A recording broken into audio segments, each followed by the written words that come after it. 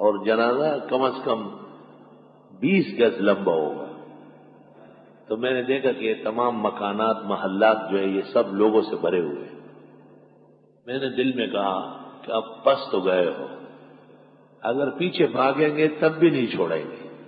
اس مختصر اور فانی زندگی میں اللہ نے بڑے عجائب و غرائب دیکھا ہے. ایک دفعہ میں یہاں امام ہو گیا تھا، ابتدائی زمانہ تھا. میں تھا اور ایک مؤذن صاحب تھے. وہ مؤذن صاحب مسجد میں سوتے تھے، پیچھے ایک چھوٹا سا کمرہ تھا، اس میں رہتا تھا. عشاء کے بعد ایک شخص آیا، اس نے کہا کہ ہم جنازہ لائیں گے لیکن ذرا دیر سے لائیں گے.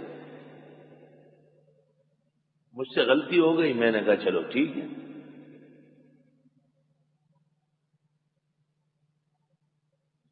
خیر جنازہ آ گیا رات کو 2:30 بجے یا 2:45 بجے.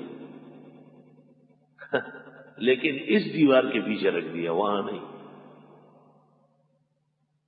میں کمرے میں وضو کر کے باہر نکلا تو میں نے دیکھا کہ یہ تمام مکانات محلات جو ہے یہ سب لوگوں سے بھرے ہوئے ہیں.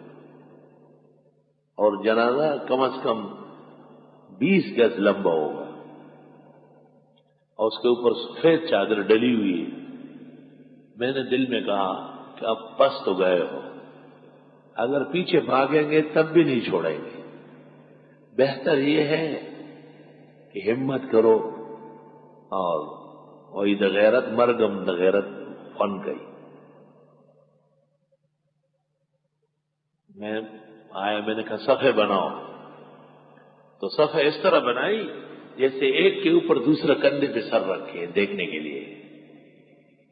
اب میں زمادر میں ایسا رخشی میں اللہ اکبر اللہ اکبر اللہ اکبر اللہ اکبر کمرے سے منڈا گا.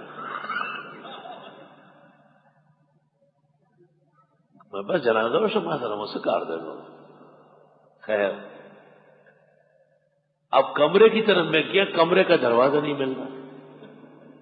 میں نے کہا دروازہ پیک کر لیا، کیا مصیبت. اور جنازہ انہوں نے ایسا اٹھایا نہیں ہے بلکہ جنازے کے نیچے ہاتھ دے کے ایسا لٹو کی طرف پھرایا. ایسا محلات کے اوپر مکانات کے اوپر جنازے کو ایسے جیسے کوئی بچے گیند کو مارتے ہیں نا، ایسا مار رہے تھے. میں نے کہا مارو نہیں، جلاؤ اور اپنا کام کرو.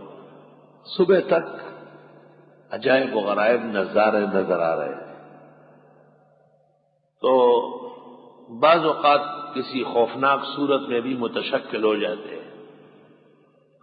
چونکہ معلومات مجھے ان کے بارے میں بہت زیادہ تھی تو مجھے یقین تھا کہ زیادہ ضرر نہیں دے سکتے اللہ کے فضل و احسان سے. ہاں بشری تکلیف ہوتی ہے، خون گرم ہو جاتا ہے، دل کی دھڑکن پیدا ہو جاتی ہے.